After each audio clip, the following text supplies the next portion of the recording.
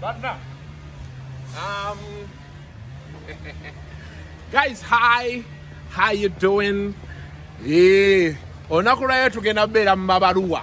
Ekiro kimu twafunye ebbaluwa ya Nambooze, ne tufuna ebbaluwa ya Badblack, ne tufuna ebbaluwa ya ani omulala awo. Ani yawandiise ebbaluwa omulala? Vince Musisi. Naye yawandiise ng'ate awandiikira ani? Awandiikira era bannayuganda baleme kuyingira nnyo Salvador. Newankubadde banyiga naye muntu wennya. Kati tuli mu ggwanga lya mabaluwa. Kati tusooke twetereze.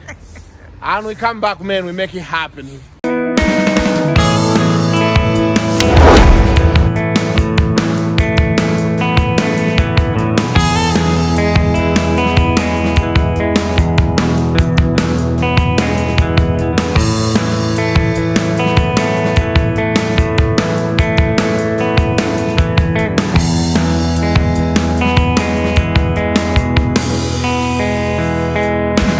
Okay. Welcome to Kasuku Live. Bino byengenda mu byensingo tegeera wano we nakolera erinnya ekintu we nakikubira we nakifa bakulira olunaku olwaleero kansooke kasira agenda into the action waliwo nkikubira njagala kusooka kwebaza Mama Fina webale nnyo webalire ddala waliyo abakyala abavaayo bali Tororo awo nti Mafina nga RDC we Tororo yamuweereza message eyo nga bakaaba baagala bayamba obwavu nga bubaluma njala abantu nga bafa gye twabeera eno nga tugamba Mama Fina woti omwana kakadde biki yali mu kuyamba era ku Monday nesitula ne ttiimu ye ne bagenda paka Tororo era basobodde okubeera nti babako ebintu ebimu bye batwalidde abaana eyo n'abakyala abo abakadde sukaali muceere ne sente enkalu n'azibawa so Mama Fina twagala okwebaza producer mumpe emu wano eddakiika nga emu bbiri ng'agaba ebintu awo tukomewo tukobaana lunaku lwakusatu naye maama oyinza olowooza tulinga abali mu Saturday wiiki eno ya action baaba sumulula Mugamba mutya? Mugamba kukivinga mulabanze fumbe. Banange. Mama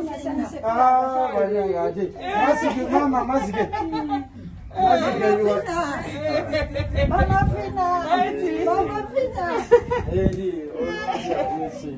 Mugamba mutya?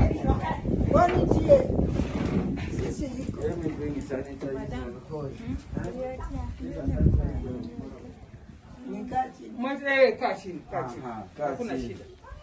Mama Fina. Habari? Sisi alilia jini yako. Sisi alipata usaidizi. Mama Fina.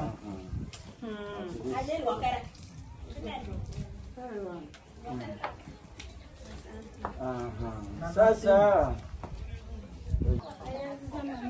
Kale mkwano. Aya. Mama Fina. Aya. Tubina kwa baleta. mugenda kugabana muwako bannammwe bannammwe batagira bannammwe baweeko abali obubi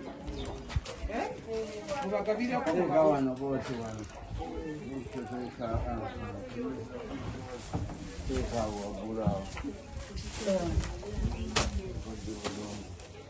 byebyo ebintu byammwe then musobola okuyambako ne bannammwe mulaba nga musobola bawaako nembawako akaceere nembawaako kale mukwano amina mukwano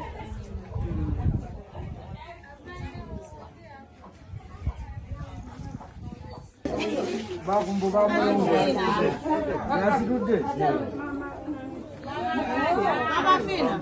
Sisi barabara ya Museveni na hata Hadi Fina. Hakuweka hata ya sabuni. Mama Fina ya sabuni.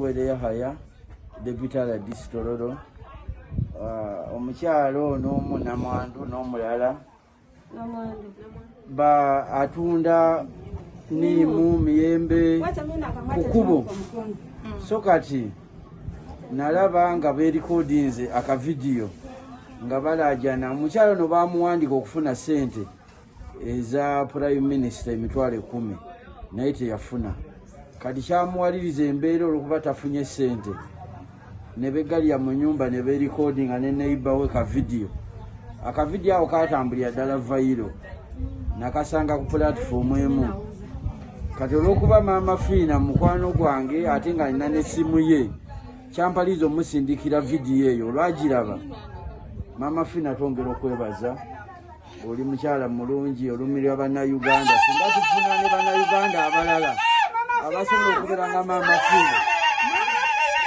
kubanga olwamusindikira vidiyo eyo yankubirawo essimu nambuuza omukyala gy'abeera ne mubuulira nenzija ne noonya omukyala ne mulaba era maama Fiina n'alugamba ajja kujja Mande atuukiriza maama Fiina weebale nnyo weebale ddala obadde oyamba mu Buganda kati kino kikoze bulungi okujja ne mu Bukedi tososola mu mawanga olumirirwa bannayuganda bonna. Okay, welcome back. Now, ku Saturday, I think, ba promoter abalya sente luli bebawa 5 point something billion. Besitula ne bagenda eggulu. After Balaam wrote, ebbaluwa eno gye ngenda osoma, balunywa eyansharingidde ebbaluwa eno ne bu video, nga mubuuza nti balunywa what is the problem, ba promoter mubadde ki? Aga nti Balaam yawandiise ebbaluwa eno ng'agiwandiikira General Sale ku nsonga ezikwatagana ne UG Connect. Era kyekyadde abamu okay, ye Balaam byemu ku byadde bimututte embu, naye bano bo promoter abalala baga nti bazzeeyo wa General Sale nga baagalako okay, nga nabo baga nti UG Connect yazze naye bo bagenda kusigalawo abadde bategeka Easter, Christmas, biki ebyo nga kye beebuuza. Ekintu kye tulowooza nti kya mululu nnyo, but I just want to read you the letter nga bwe yabadde ne General Sale kye yazzeemu. Eno bagiyise Kasuku Live Letters Edition, mabaluwa beereere. Balamu nti mbu yawandiika Dear Chief Government Listener, awuliriza kati General Sale Chief Government ani neri ne gwanga bannaye Chief Government Listener yasinga owuliriza Greetings from your son Balaam Baruhagara Ateng. General, thank you for your initiative of supporting Ugandan talent during the COVID-19 pandemic with sponsorship of e-concerts. However, I have noted and I want to brief you on my honest observation regarding the same. The event is sponsored by Government of Uganda through Operation Wealth Creation Arm. To my surprise, you as the biggest sponsor, you are the least mentioned during the event. First e-concert was poorly done. There was no live band, making the event very boring. The performance venue is too small, not giving room to artists to perform to his maximum. You must have noticed Bafana and Saha who didn't dance to the maximum due to stage space limitation. Artists and comedians kept on complaining on the excess heat in the room during the performance. The time allocated of 4 p.m. is too early. It should start earliest 7 p.m. too late. The equipments were not to standard of the sponsorship package you offered. Case and point, senior artist Matia Ruiman and his wife kept on sharing microphone, which risk artists during these hard times. Mobile is often a COVID. The quality of performance lineup was not to test. The concert should be promoted on other media massively 7 days before performance minimum. Nakola kalike twali tusaba principal akole what are the recommendations, what could have been the solutions. Nagamba recommendation, give experienced promoters to do the job for you. By experienced promoters, hold concerts in large compounds enabling construction of beautiful stages. I may offer you one concert production free. I may offer you one concert production free of charge on behalf of my other promoters to showcase equipments of class suitable for those concerts. Add stars to the list of to spice up the events. Let's utilize other channels like Bukede TV, let the current promoters mention government and operation wealth creation nebisigadde. Era n'agamba nti, you know, I and my colleagues Abitex Keti Ruba Badjo Mutima are here in Gulu to meet you for a better alternative. We look forward to meeting you. Genosare na Mudam Baram.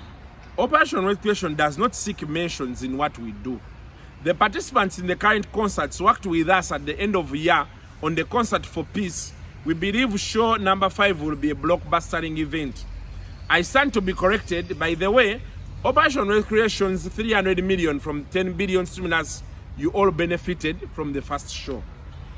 I'm still busy with the musicians. There has been talk of Balamu Kubanti Tayagariza, Nebisigadde, but every single day it manifests itself.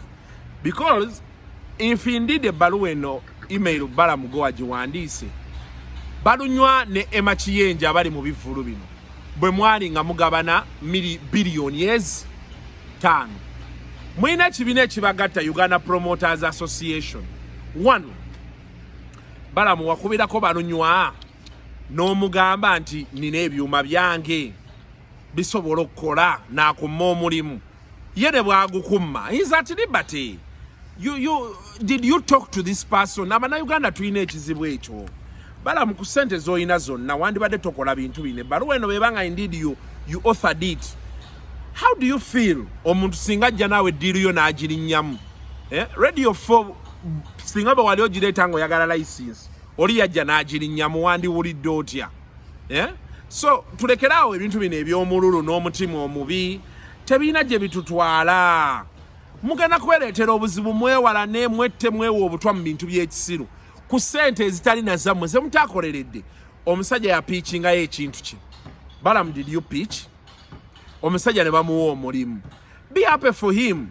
Promota munno bwe mwagabana omunyago luli billion 5. Mwine ekibiina ekibaganta Uganda Promoters Association.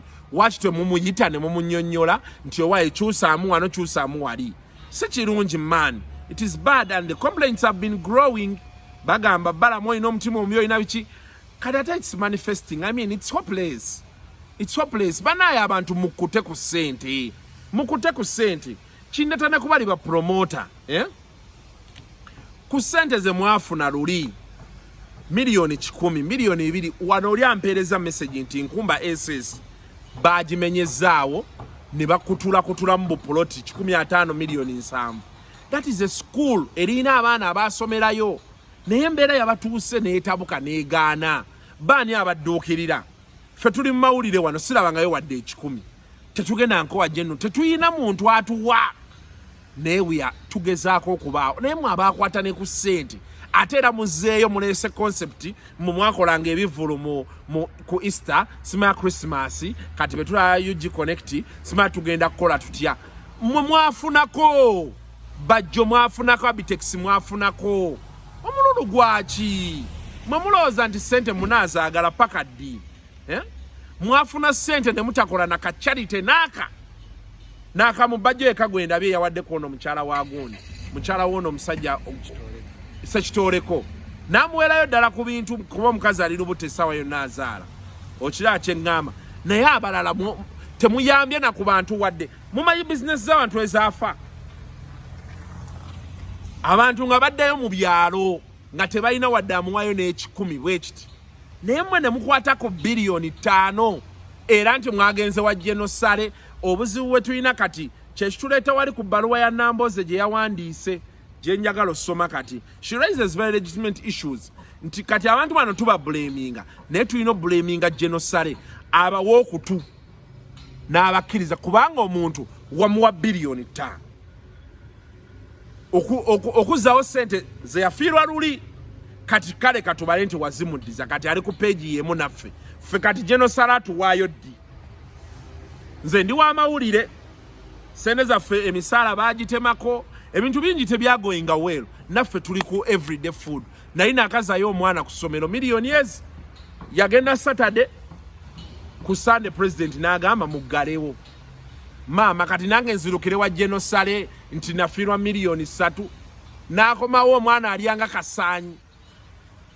Kati mutike mutwale wa genosale nedda tulowooze ku bannayuganda abala bannange omuzimu gw'eggulu gutabuse naddala ku bantu abalidde kati abaliddeko luba mmwe mukyayagala bacopacopa mmwe mukyayagala tugenda baviirayo kyekiddako kati tuyina baviirayo tuyina bagamba tugenda kunga abantu babagambeko mutufuukidde ekizibu nedda kiyitiridde mbu tukole ebivulu ku nnaku enkulu tukole tutya no tetugenda kukkiriza bino ebintu bimu kiyitiridde era abantu mwenna amanala ba vidiyo eno abantu bano buli wobasanga ku kkubo mubagambeko nti mulekerawo omululu bategeere nti bye bakola tubimanyi tubitegeera.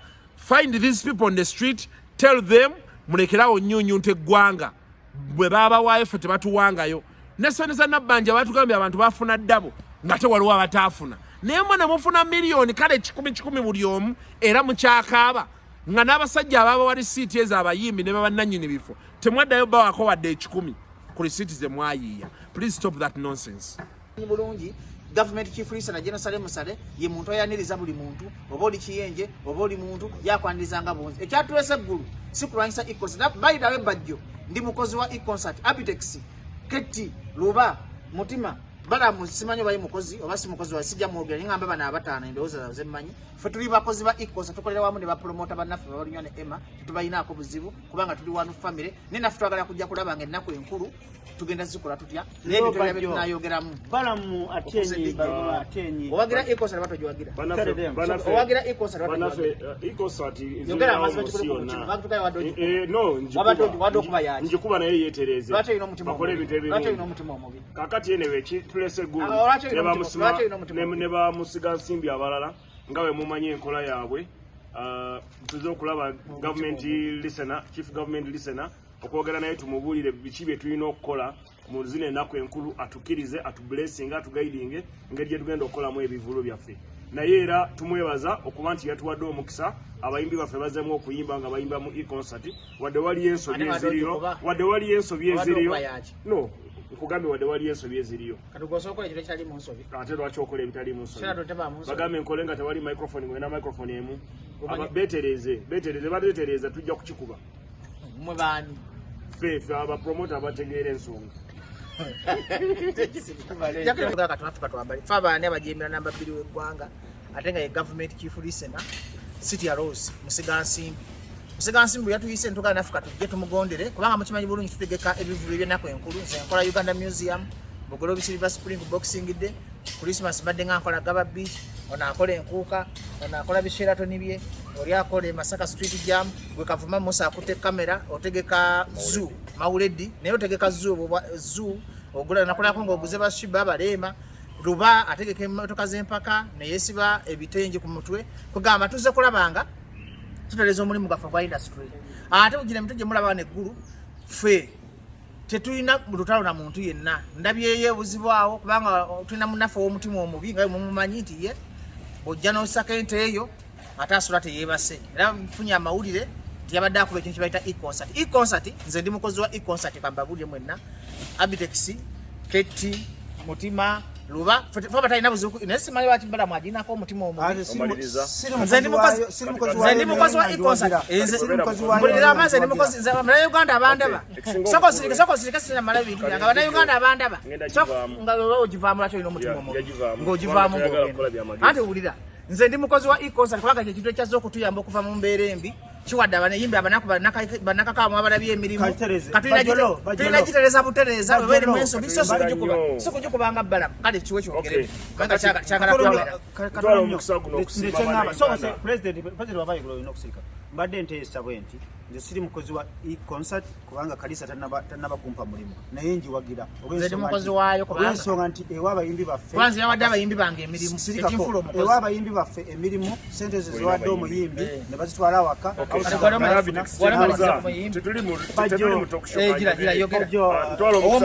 twala omukisa guno okwebaza General Salim Sale yatuyise wano yatuyise okwogera ku nsonga ez'enjawulo ezikwata ku industry yaffe afande tweyanziza tuze era ntwala omukisa guno okukwebaza okuyamba abayimbi okuddamu okufuna income ne bapromota naye era ntwala okulabula eri bapromota temutegeka bintu biswaza mulekerawo okuleeta microphone yemu abayimbi 5 okugiyimba mu biseera bya covid mubeera musiga covid so oba mukola ebitaliimu magezi ninagiwandika kuba imero nungi ninagiwandika ngaaalumirira uganda bafererayo abakulu twebaza omukulu tukwasaganya ffenna nseo geno sali musale tukwebaza otwagala webale kwagala kavuma ono lwaki akuba ebintu bya banne omutima yayogera sebo lwaki olina omutima ekikulu oli muguwaddalu egundi ezo video zirabye ne full figure ya amplifyinze nayongerezaako okubaga nti bakomye omululu njagala otuwe ne full figure ng'ayogera bano abasajja bannaye betutaasooka ebbaviirayo tebagenda mmanya abasajja abakola ebyamagezi ba profesa bali eyo ku university basaba bongeza musaala bano abatunda endongo mbubo ne bannaye lina eggwanga simanyi nakumanya soko tuwe full figure tukomewo wano. Yes, gwe munayo andaba wenna njagala kwogera ku bapromota abafuusa ekizibu mu ggwanga Uganda. Abantu bangi banyigirizwa sector nyingi nnyo zanyigirizibwa.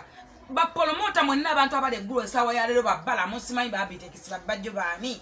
Mwenna bakabawa billion 5.5 baba billion 5.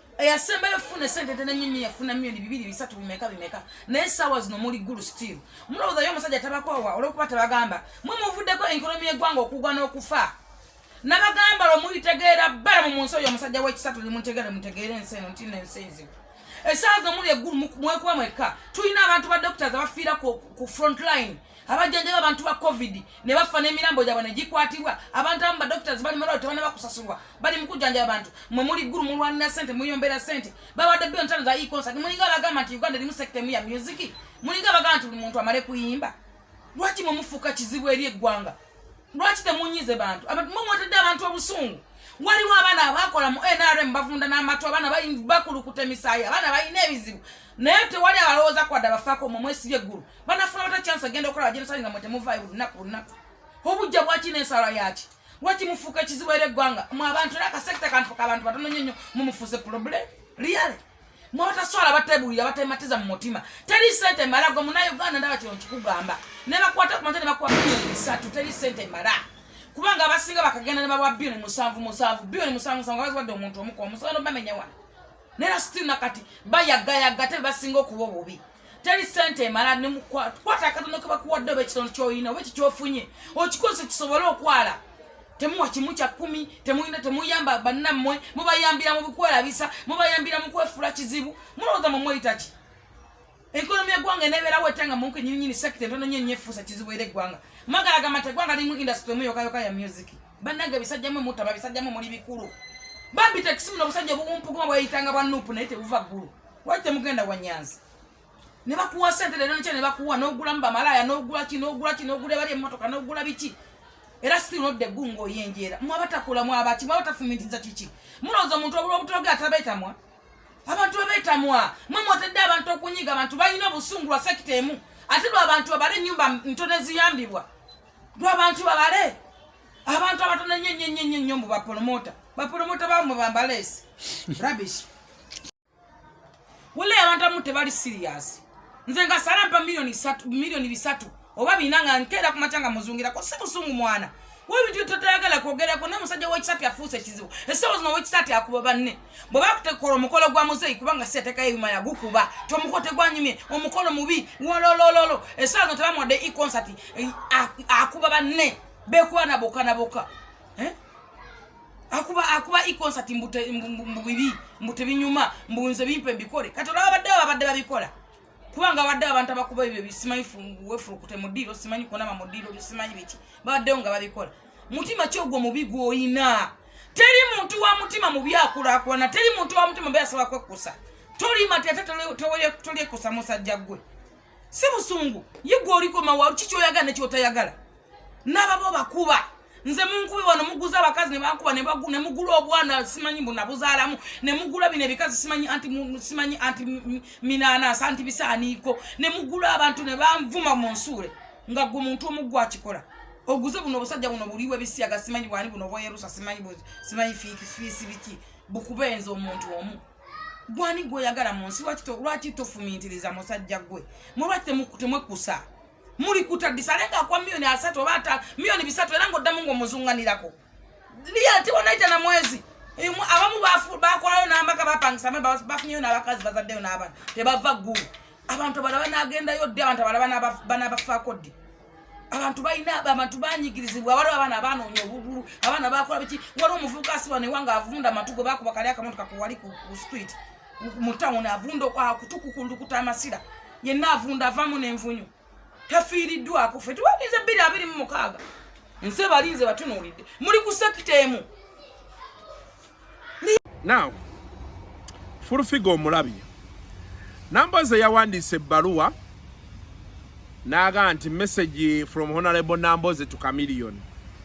Eno ebbaluwa njagala ogiwulirize bulungi nyinza obutagyongerezaako naye it encompasses buli kye tubale tudiscussinga. It encompasses ebbaluwa ya Bobi Wine and what the possible solutions could have been. Kye twali tubuuza nti yes omusajja awandiise naye solution eriki. Nambooze buli kye twagala akitukwatidde n'akituleetera ku layman's understanding n'akituwa. Giwulirize, it has the complaint, the criticism and the solution mu bbaluwa eno. Dear Ugandans, it's with a heavy heart that I write this public letter to you. The fact of the matter is that these days I lose sleep over the happenings in Uganda. Today I want to address you on the Gulu-based defilement of Mother Uganda. There is no problem in government coming out to address and assist businesses collapsing due to the COVID-19 pandemic. That is what a sensible government does. My issue is the method being used. As far as I know, Mr. Kananaho Kaleb alias Salim Saleh, who was originally in the 80s, referred to as Mr. Museveni's half-brother, and who most probably, because of time, has grown into a full brother to Mr. TKY Museveni, is the retired officer of UPDF and former Minister of Microfinance. The question is that in what capacity is Saleh acting now? That is one. Under what instrument is he operating? Or is this his personal money? That we have a kind Ugandan getting out to assist the hard-hitting music and entertainment industry. If this is the case, how do musicians, promoters, and all these people move to Gulu during a lockdown? And why doesn't the donor channel his donations through the official COVID-19 donation systems? On the other side, if a retired UPDF officer, being a brother to the president, is executing work on behalf of the state and government of Uganda, with an intention of cementing his brother's life presidency, then there has never been abuse and rape of our nation as crude and demeaning as what is taking place in Igulu these days. Mr. Museveni, why could you abuse the state of Uganda to this level, so publicly, so openly? The way you behave as you handle state affairs presupposes that your family owns this country as one can own a chibanja. If at all government of Uganda wanted to support our stars, musicians and entertainment industry in general, these people would be handed a contract by the health ministry to work under the public health sector as they campaign and influence society to adhere to SOPs and other issues related to disease control. What would it do? Yes, solution we would be seeing posters showing Chameleon putting on a mask. Chameleon would be in Zoom meetings with the youth. Chameleon would be photographed taking the vaccination jab. And yes, Chameleon could compose songs to our health campaign. Something similar to what Kyagulanyi and Bebe Cool did. Then Chameleon would earn pay for his work. Katuwantulimu solutions. If we were really interested in using music to save the lives, we could drop the persecution of the new president, swallow a humble pie, and facilitate him to reach out to the many Ugandans who believe in him with his health appeal. Because alina million satu ezamulonda. At least yalina statistic bakubuza nti oli w'amaanyi kwenkana ki genda ku electoral commission nina abana Uganda million mmeka. Ekitali ku bayimbi balala, we don't know how. We can't put numbers. We know b'amaanyi, but we can't put numbers. For him we can. 3 million voted for him. Indeed, if Uganda was to use the music industry, we would hit 4 birds with 1 stone. 1, the health campaign would be in progress. 2, Ugandans dying of stress and boredom due to the lockdown, anxiety and sadness because of losing loved ones would be entertained. And 3, we could have bailed out our celebrities and we would have injected economically sensible money into the struggling economy. The guru money is satanic and evil because when you give Chameleon money as a sellout, he loses his influence. The public will resent him, he ceases to have power over his funds, and finally you will cause more inflammation. What Sare is doing is to spread COVID-19 in guru. Yeah. It's him we should condemn and not the hungry musicians. To some of these young men and women, it has become a choice to stand in shame or go to total destruction together with their young families. At the end of the day, they decided to be humiliated, but be able to put food on the table for their families. Most of our celebrities, for lack of management and clear copyright laws, are not earning much from their trade. The class and self-praise you see them displaying is just showbiz. Most of our celebrities are living a false life and go a long way to lie to public that they are well off. The few good things they have, like all Ugandans, are obtained via bank loans. Someone also told me that a few of our people in that industry get into illicit trade to earn some money to sponsor their showbiz life. These people bribe journalists to give them a high-profile calling rented homes, their houses, hired vehicles, all overpricing their properties. Unfortunately, our celebrities are known for making expensive decisions as they struggle to outcompete each other. Nasumulula. Take an example of Chameleon, who exported his family to America instead of exporting his...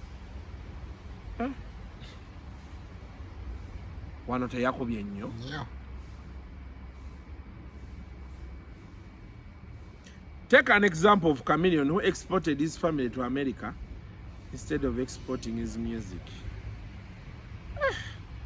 Wanotakuteku nsigo. Ayagala katago ka musajja chichi. Such a person can't think about dignity. As he looks for money to sustain his expensive life, Chameleon will not tell you that money lenders are threatening to confiscate his property, for example. Yeah. Apart from a few smart musicians, our celebrities live a life of slavery to their own lies. He will sleep in a general's house and claims it's his mansion, just because the person he competes with built a house.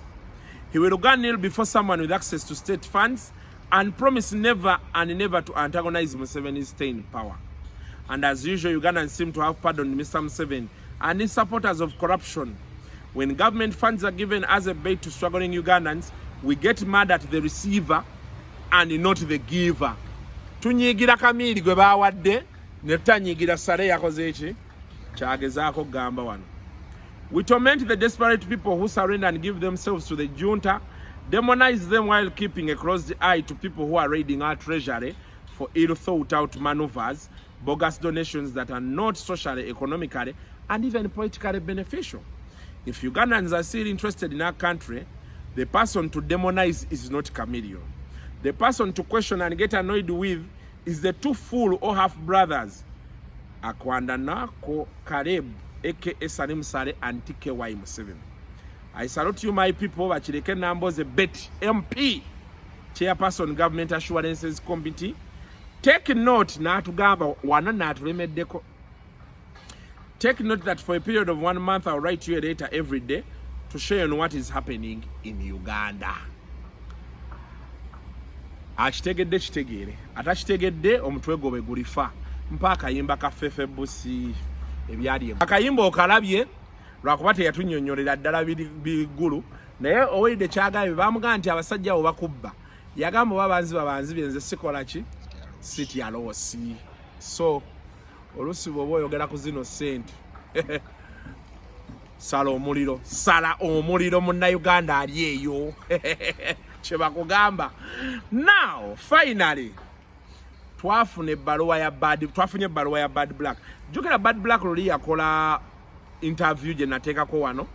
Ya blaminga Salvador, mu Salvador yagamba oli sister we yali landlord wono n'akwata n'agamba Lwitakagwa nti yakoze eki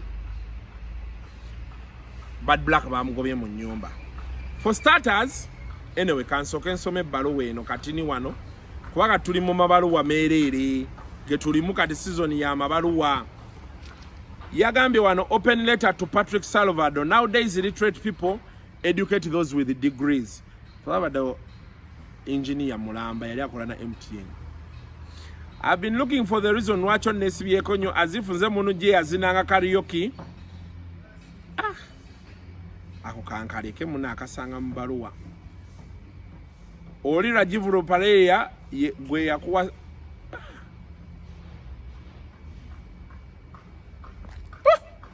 nga yabadde mukaawo. Patrick, me and you, we totally different people, starting from age, culture, plus life goals. You wanted a comeback, that's why you decided to jump on me. If you at 50 years, Salvador inatano mwitano. 55 years, you just got 2-bedroom house after many years of begging and licking people's... Kana sisikago munyo. Till His Excellency Yoweri Kaguta Museveni helped you like a dead expired dog. He gave you 50 million, then Rajiv gave you everything you have in your house. Salvador, you're a total disgrace to our nation. Or you want me to remind you how you went to USA to be registered in LGBT for money. You're a life failure who will be forever on Alex Muhanji's spell. Take it from me, Yakumaririza. That's why everyone is your boss. Also, apart from begging, why can't you post the house? Woo! Sleep scene. Or you're waiting for me to help you. On my Snapchat, a lot of people know your family, so kindly stay away from me or you will regret forever.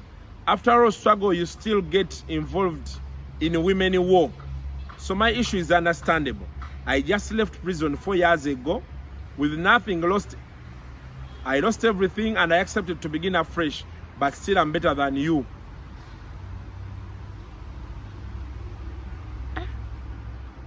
Wano yayingidde mukyala we mbadde njagala kasoma naye mutima nga gunkubyemu. Yamuyingidde nnyo. Mbu bonna kati yakowa to settle with a living monkey shaped in pig form.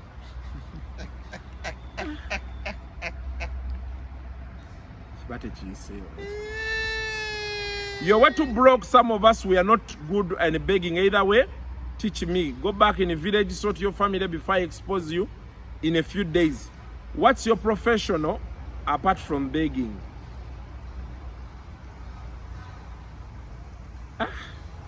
I know we are telling them cow muchala we. Kati sijja bisoma kan screenshot inge wano. Why? Bana yibatera yo wano producer ne mobila banga bwe biri. Kuba mama. So Badblack si musanyufu n'akamu ne Salvador. Agamba nti Salvador ye agamba Lwitakagwa nti bamugoba mu nnyumba n'ebisigadde. Why? Ebintu by'abaana abaana si byangu. Si byangu. Naye kati tuli mu mabaluwa. Ebyokuyingizaamu abakazi ndowooza sibiwagira. Abakazi n'abaana n'abazadde. Naye munnaye tomanya kye yamukola. Badblack yaviiriddeyo Salvador bubi nnyo bakiki. Bannaye amabaluwa gajja ennaku zino. Amabaluwa gajja ennaku zino. So, we are waiting to see what Salvador will respond. Abantu abavuddeyo ga nti Salvador oluusi okyamuka nnyo. Naga oba maalo oba kiki. Olemwa ate n'osoberwa. Kati nze kye ngenda okukola ngenda kubeera wano mu comment section nga nsoma comment zo ombuulire ka ngende nnoonye Tamale emirundi kuba yaŋŋambye ate naye alina baayagala ovuma leero. Nga ekye ngenda okukola kisa kya Mukama. njukidde kyamagero yagambye tamanyi junior wabula omwana oyo bannaaye leero lwakusatu naye olemwa muli neggwanga mubeere bulungi mweraba